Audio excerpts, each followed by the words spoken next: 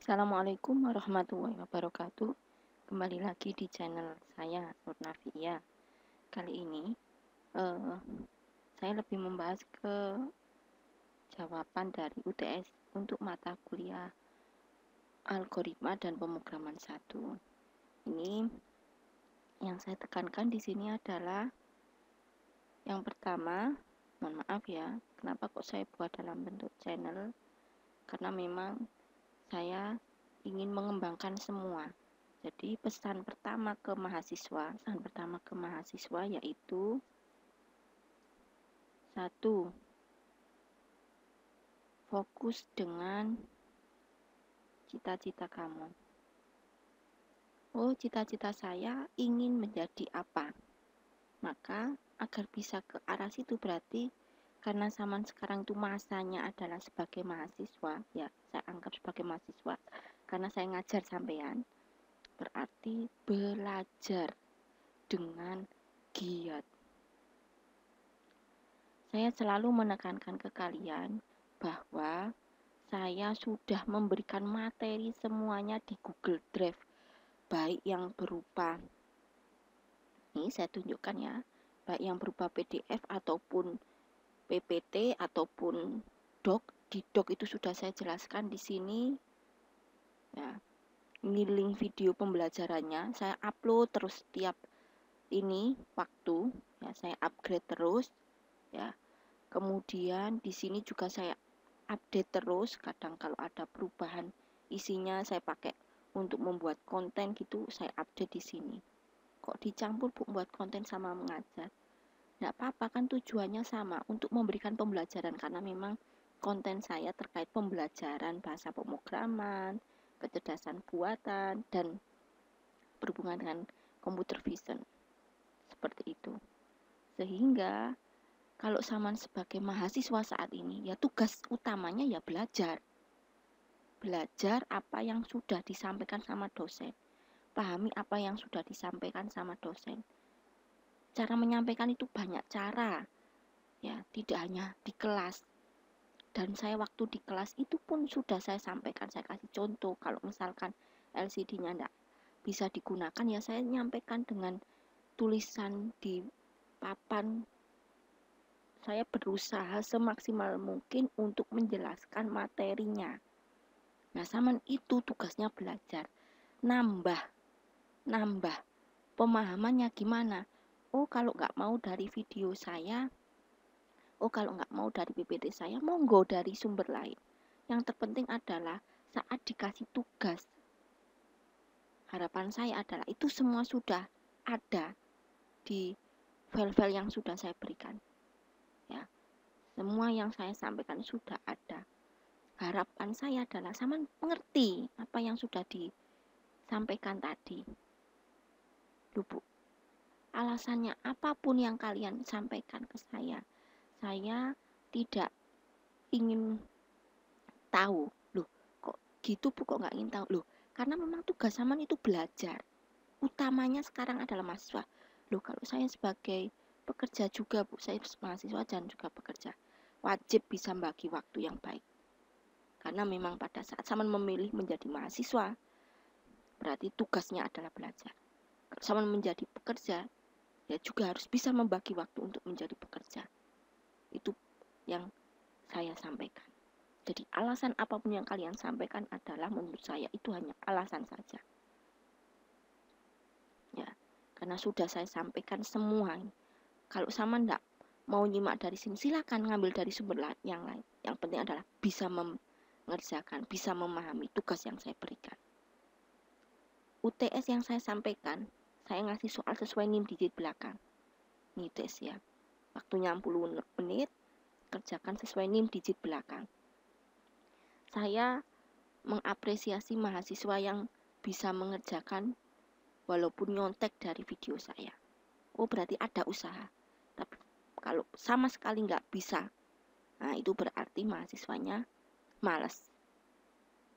Kenapa? Karena di video saya itu hampir semuanya ada. Tinggal merubah-merubah, walaupun jawabannya nggak persis, tapi semuanya ada. Nah, yang pertama yang Ini saya urut dari yang nomor 8 ini. Ini nilainya nggak sampai 100 ya, tapi ada yang sudah lulus. Karena ini hanya membuat pseudocode saja. Ya, membuat pseudocode saja. Maka di sini nilainya nggak sampai 100. Nah, jadi kalau bisa mengerjakan flowchart-nya saja, pseudocode-nya dari flowchart ini, maka dapat nilai 80. Udah mentok di situ. Nah, kalau masih salah, nah perlu diperhatikan. Ini memang harus teliti ya. Harus teliti bahwa setiap arah ini itu mempengaruhi apa yang dikerjakan. Ya. Jadi misalkan, oh ini deklarasi, ini berhubung gambar ya, semuanya ini gambar. Jadi saya membuat flowchart-nya berupa gambar. Nah, contoh ini di materi saya sudah ada juga. Silahkan dicek, bisa di pertemuan 6. Nah, ini pertemuan 6 ini, atau bisa juga cek di sini. Antara file ini dengan ini tuh hampir sama, cuma ini ada tambahan yang terbaru. Ya. Jadi ini inputkan nama, nilai itu jelas-jelas di sini nama loh ya. Nama itu variabel. Nama itu variabel. Jadi harus tahu apa itu variabel. Oh, kalau ini adalah nilai yang diinputkan, ini nilai. Itu ada yang jawabannya nggak sesuai. Ini adalah nilainya. Variabelnya itu nama. Jadi waktu saya tuliskan navig di sini, itu adalah disimpan di variabel nama. Terus saya inputkan nilai. 67 ini hanya contoh. 67 itu hanya contoh. Jadi ikuti yang ada di sini. Ini ada jebakan. Saya memang membuat jebakan. Ngerti nggak yang saya buat? Jadi kalau di sini sudah lengkap ada iya dan tidak, harusnya mengetahui bahwa oh, di sini nanti kalau nilai kurang dari 80 ya lulus. Nah, lu bukan enggak sesuai, harusnya kalau lebih dari 80 lulus. Dan memang saya buat seperti ini. Itu ada yang bisa ngerjakan ini. Lainnya semuanya belum ada yang bisa. Saya ngoreksi karena biar saya meniti ada semangat untuk selalu berusaha belajar. Kalau sama hanya datang duduk kampus ndoweh ngeringekno dosen itu, apa gak mubazir sama jauh-jauh datang ke kampus? Ya, belajarlah. Semua media itu sudah disediakan. Mulai dari saya sudah ngasih link di sini, video-video saya, sama cek di sini, semuanya itu saya update terus di sini. Ya, loh, lengkap. Saya selalu ngupdate. Nah, ataupun sama bisa ngecek ke sini kalau oh bu saya nggak punya paketan, saya nggak punya internet untuk akses YouTube-nya. Ya ini bisa di-download toh. Ini PDF yang saya share ke Google Drive. Saya anggap yang soal nomor 8 itu sudah ada jawabannya. Bisa dicek di sini, ini saya tampilkan.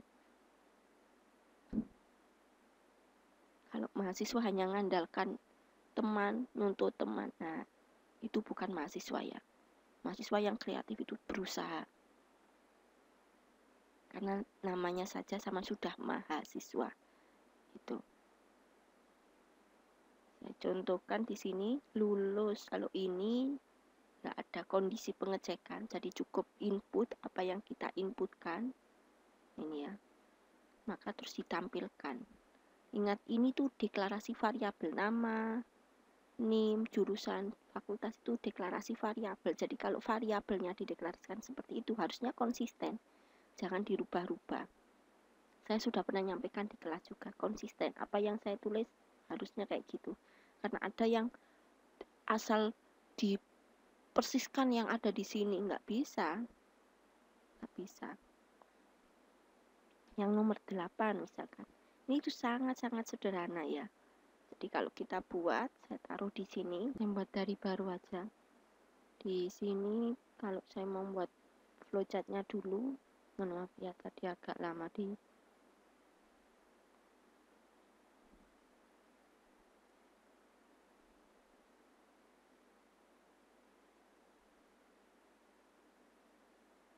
saya atur posisinya rata tengah, mulai. Tulisannya agak kecil, ini sudah Arial karena memang layarnya ini ya. Nanti bisa di download kalau butuh belajar, kalau nggak mau akses terus bisa di download. Terus setelah mulai deklarasi tadi, nilai sama nama, deklarasi itu segi 6. Kalau membuat flowchart dari sini itu sudah ada semua simbolnya, nggak boleh membuat asal. Kalau Saman salah nulis simbol ya saya salahi, tetap saya salahi karena tidak sesuai simbolnya. Menurut saya flowchart itu penting ya. Kalau Saman asal buat program, enggak, kemampuan seseorang akan terlihat kalau kita memahami code-nya. Nah, cara memahami code-nya itu berarti bisa membuat flowchart, bisa membuat pseudocode. Kalau hanya bisa nulis coding, semua orang bisa. Saya tekankan seperti itu lagi. Nah, deklarasi nama, nilai, terus kemudian kita inputkan.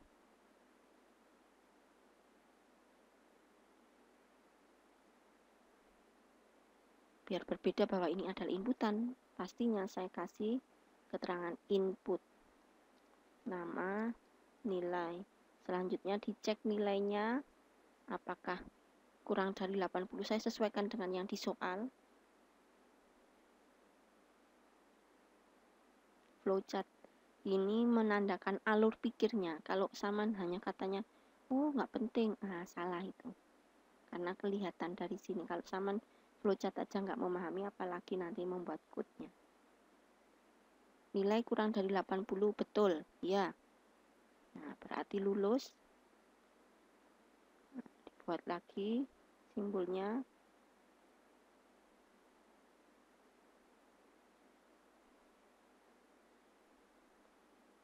Print.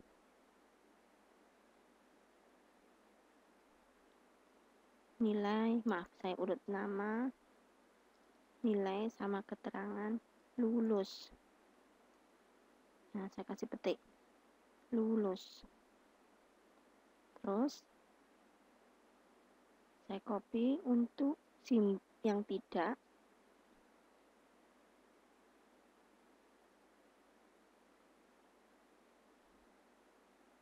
Jika tidak, berarti tidak lulus. Nah, ini tinggal ngasih tanda panah sama keterangan ya sama tidak.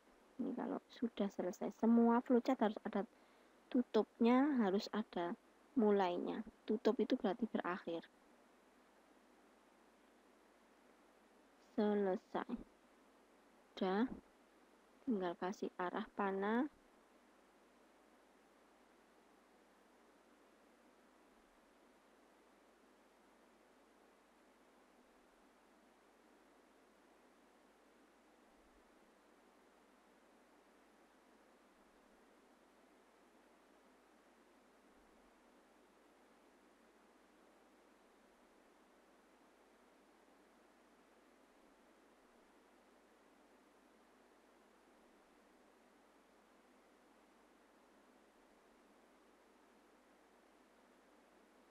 Saya hari ini, hari Selasa, tanggal 2 bulan November tidak masuk.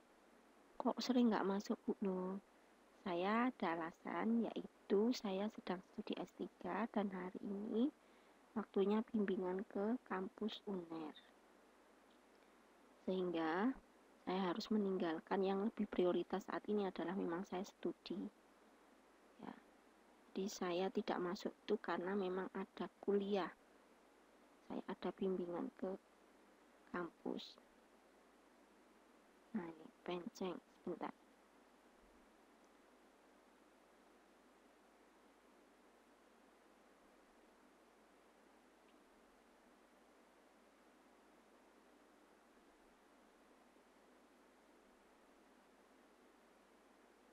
Terus tinggal satu. Nah, tinggal ngasih keterangan iya dan tidak. Kalau iya,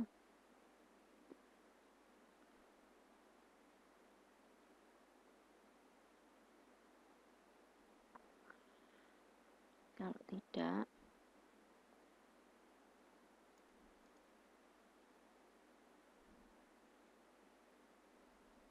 udah. Ini flowchartnya. Saya kelompokkan, saya grouping biar enggak grouping. Udah. Saya tinggal buat di sini.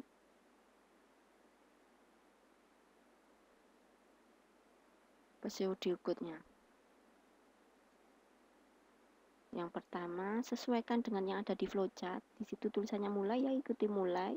Di situ ada simbol segi 6. Segi 6 itu artinya deklarasi, ya deklarasi.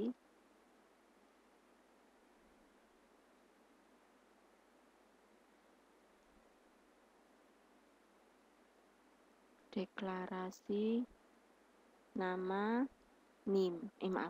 nilai. Kemudian di situ ada inputan, berarti ya kita menyesuaikan inputnya apa, nama, nilai. Berikutnya apa, dilakukan pengecekan. Kalau ada decision itu harus ada if, kalau nggak ada if-nya saya coret, pasti saya salah. Apakah nilai kurang dari 80? Jawabannya ada iya. Apa yang dilakukan? Oh, nampilkan, berarti print nama, nilai, lulus itu dikasih petik karena ini adalah suatu keterangan. Sedangkan tidak, apa yang dilakukan? Yaitu juga print nama, nilai, terus petik tidak lulus. Selesai. Ini selesai yang soal nomor 8. Jadi kalau mengerjakan, ikuti aturannya di sini. Soal yang paling mudah lagi, ini sudah ada, cuma hanya beda tema. Ini terkait menampilkan ini loh, kelihatan di sini printnya. Ini menampilkan I kali 2. I kali I itu berarti pangkat kuadrat ya. Nah, ini sudah ada. Gitu ada yang jawabannya tidak sama. Ya. Padahal sudah ada. Loh, Bu, yang di sini itu dibalik, Bu. Ya enggak masalah. Enggak masalah. Cara nulis flowchart itu boleh berubah-ubah.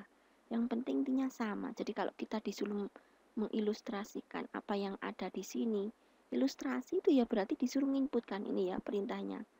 Ilustrasikan inputan, terus di sini buat pseudocode, ya udah. Kalau saya tulis jawabannya ada, ini filenya juga. Ini di save. Ini secara otomatis sudah menyimpan.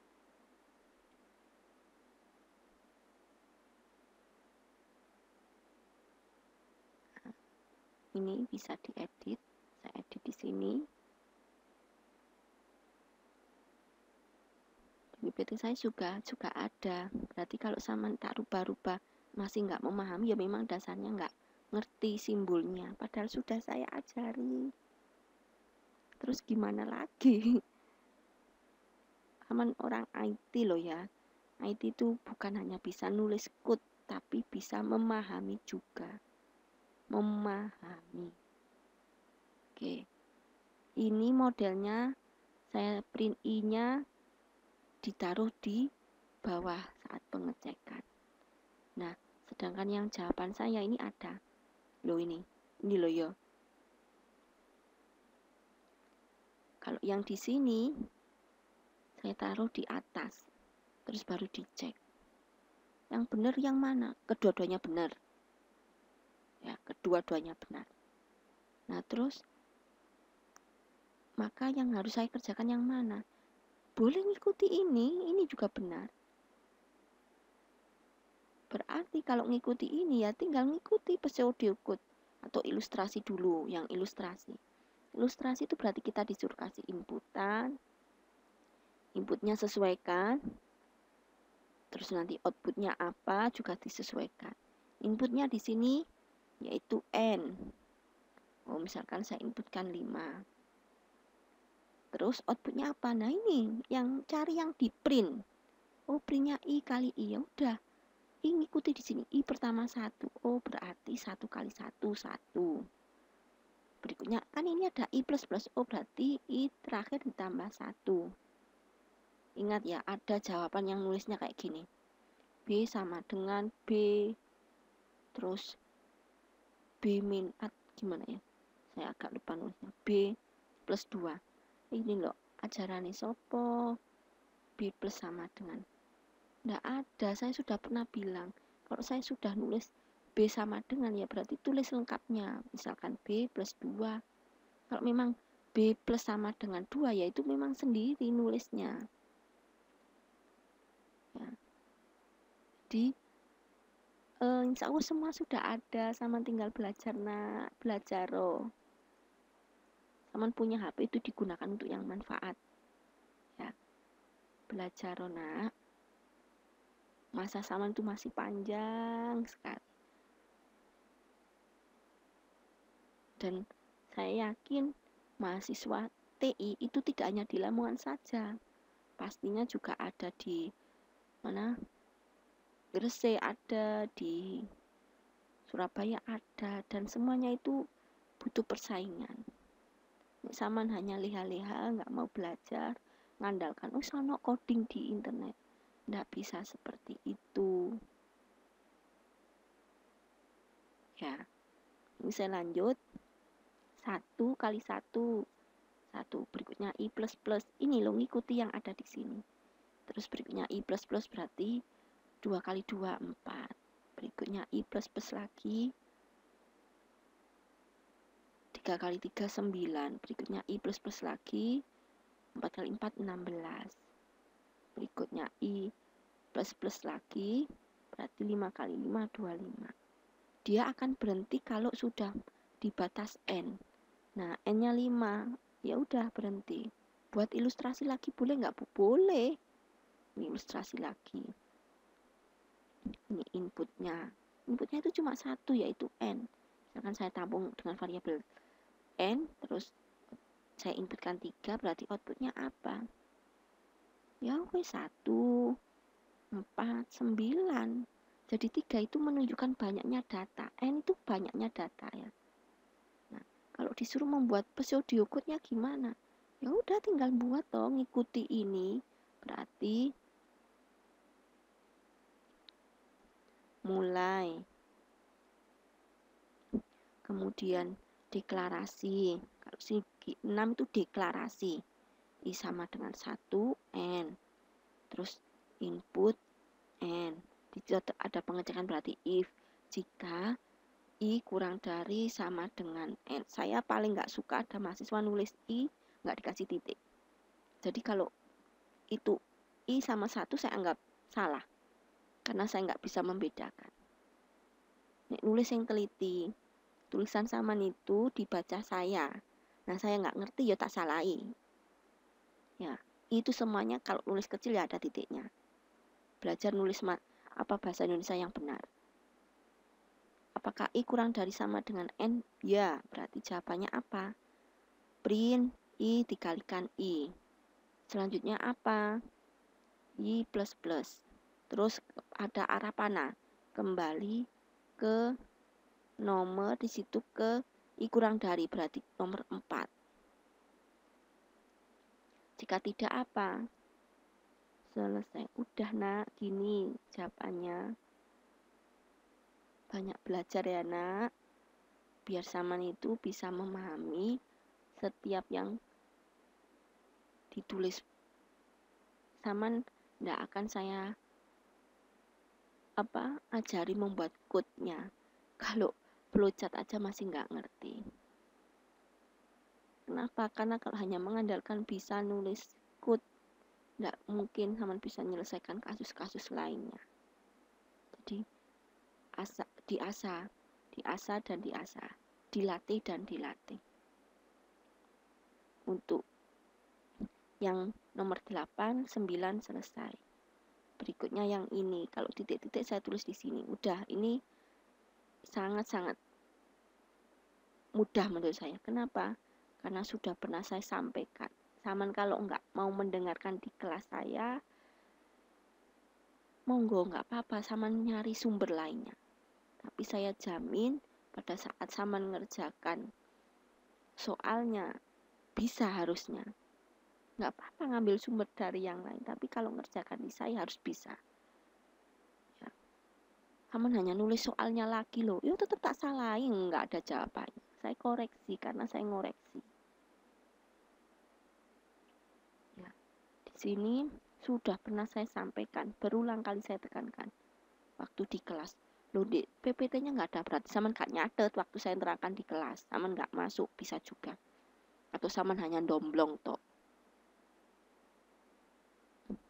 Ya, duduk di kelas anteng memperhatikan, tapi ternyata bukan memperhatikan yang saya sampaikan. Saman melamun, nggak tahu apa yang Saman melamun. Ya. Saya lanjut soal nomor 7 di sini. Saya pernah ngomong pada saat saya ngasih soal model code kayak gini, maka titik-titik itu tidak mungkin saya taruh di atas kayak gini, tidak mungkin. Yang saya taruh di atas tidak mungkin. Pastinya langsung poin utama kayak gini nih. Kalau sudah ada kayak gini, input ini scanner. Nah, ini perhatikan. Kalau scanner berarti dia adalah proses inputan. Input padahal sudah saya kasih keterangan di sini input loh yo. Gitu masa ada yang salah. Ini pastinya diisi dengan variabel, Nak.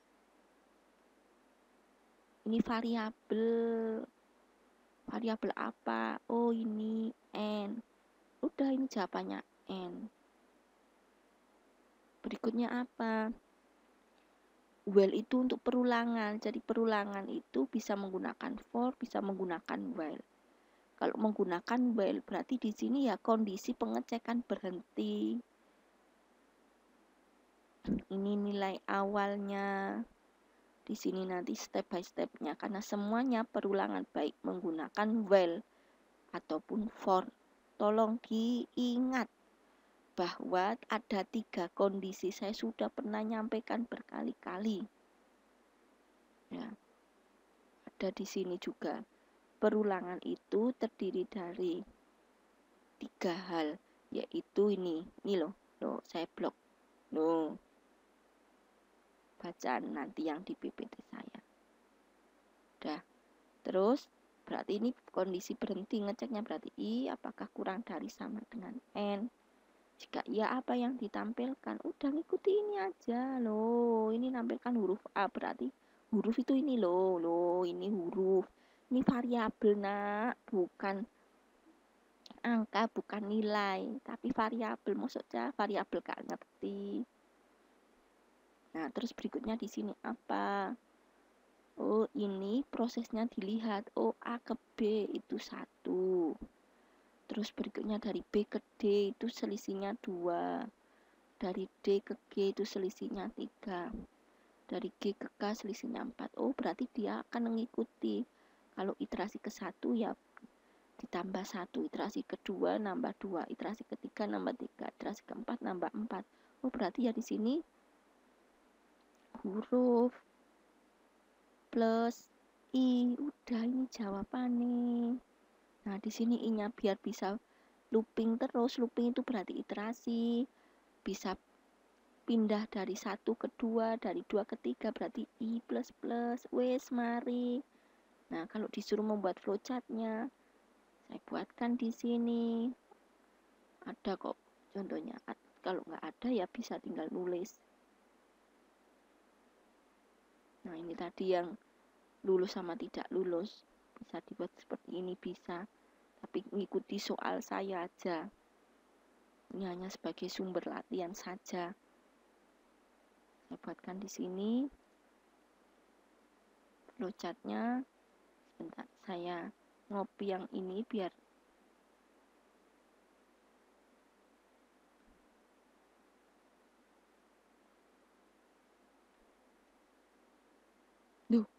yang ke copy hanya ini, mohon maaf.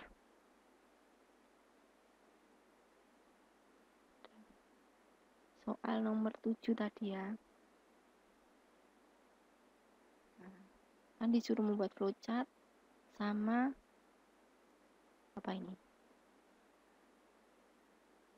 mengisi titik-titik. Oh, berarti cukup membuat flowchart.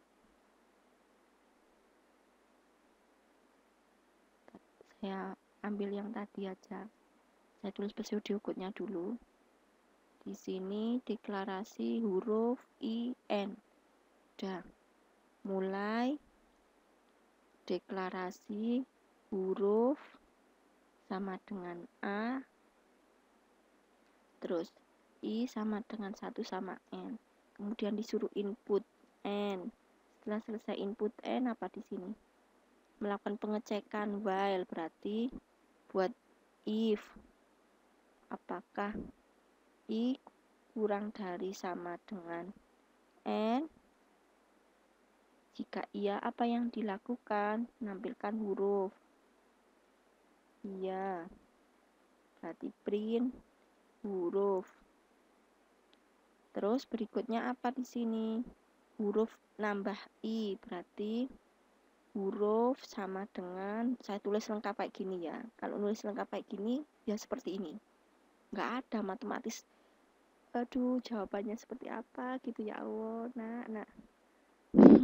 Saya sudah pernah nyampaikan, tolong diperhatikan apa yang disampaikan dosen. Nggak hanya saya harusnya. Pasti insya Allah semua dosen itu pasti ngoreksi dan akan ngecek jawabannya. Gitu. Kemudian I++. Nah, terus jika tidak, ini masih lanjut loh ya. Nah, ini I++, terus berikutnya kan dia kembali ke sini kan, ke atas ini ada kurung kurawal, itu berarti masih satu paket dengan ini. Berarti ini tambahkan di sini harus ada penambahan. Kembali ke nomor 4. Terus jika tidak, selesai. Dah, tinggal membuat flowchartnya. Kita copy dari sini. Ini saya ungroup aja.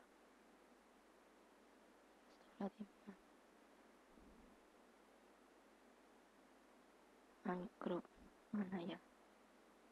Saya nggak seberapa menguasai kayak di sini. Pisahkan. Sudah dipisah kok masih kayak gini. Pisahkan. Udah. Nah, ini saya inputkan di sini, saya deklarasikan di sini sesuai pseudocode-nya.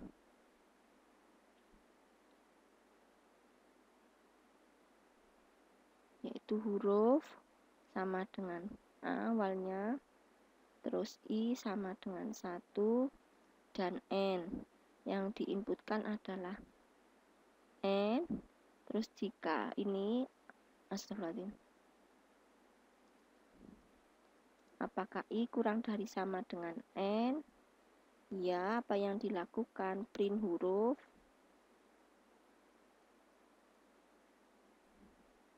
Print huruf. Terus hurufnya dilakukan apa? Ini belum sampai ke sini. Ini ada proses. Nah, ini kalau tidak selesai,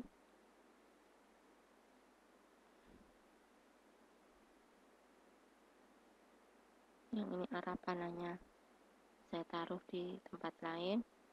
Ini huruf boleh dijadikan satu simbol. Proses kan di situ. Huruf sama dengan huruf ditambah I dan I++. Boleh dijadikan satu simbol. Kan proses ya. Ini proses harusnya. Terus baru kembali ke sini. Nah, ke sini. Jadi arah panahnya saya cari arah panah yang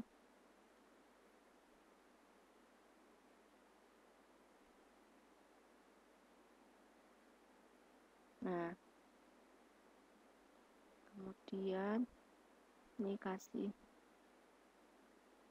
udah, ini ada arah panahnya, nanti kalau sama print pasti kelihatan. Nah, ini selesai.